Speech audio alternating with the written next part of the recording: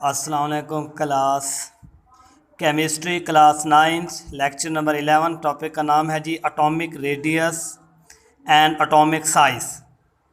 First of all देखिए atomic radius क्या है हमारे पास।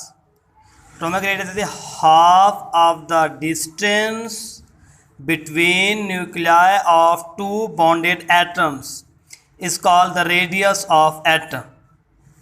हमने कहा हमारे पास दो एटम्स लेते हैं, हम उनका आपस में क्या कराते हैं जी, बॉन्डिंग कराते हैं। फिर हमारे पास जब एटम्स एक दूसरे के साथ बॉन्ड बना लेते हैं, फिर हम क्या करते हैं, एक एटम के न्यूक्लियस से लेकर दूसरे एटम के न्यूक्लियस तक जो डिस्टेंस बनता है हम उसको काउंट कर लेते हैं, फिर उसको 2 से डिवाइड करते हैं।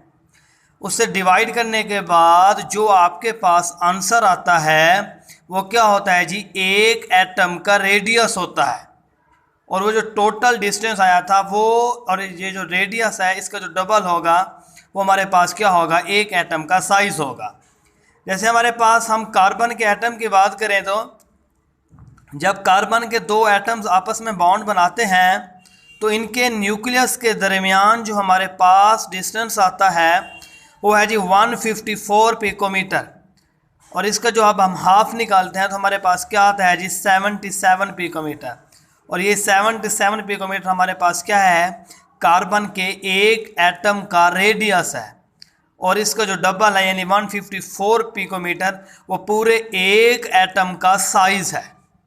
फिर हम इसके ट्रेंड की बात करते हैं पीरियोडिक टेबल में। एटॉमिक रेडियस जो है हमारे पास वो लेफ़्ट टू राइट पीरियड में डिक्रीज़ होता है। डिक्रीज़ क्यों होता है, क्योंकि लेफ़्ट टू राइट पीरियड में हमारे पास एटॉमिक नंबर इंक्रीज़ होता है तो नंबर ऑफ प्रोटॉन्स भी इंक्रीज़ हो जाते हैं। नंबर ऑफ प्रोटॉन्स इंक्रीज़ होने से पॉजिटिव चार्ज इंक्रीज़ हो जाता है, जिसकी वजह से न्यूक्लियस की इलेक्ट्रॉन्स पर अट्रैक्शन बिल्कुल स्ट्रांग हो जाती है।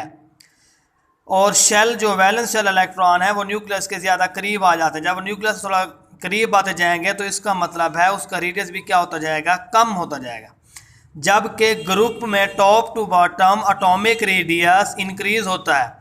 क्यों इंक्रीज़ होता है, क्योंकि हमारे पास top to bottom number of shells increase होते हैं। जब नंबर ऑफ़ शेल्स इंक्रीज़ होंगे तो न्यूक्लियस से डिस्टेंस बढ़ता जाएगा, जिसकी वजह से एक एटम का रेडियस या एटम का साइज़ भी क्या होता जाएगा जी, बढ़ता जाएगा। ये था जी हमारा आज का लेक्चर। ओके जी, अल्लाह हाफिज़।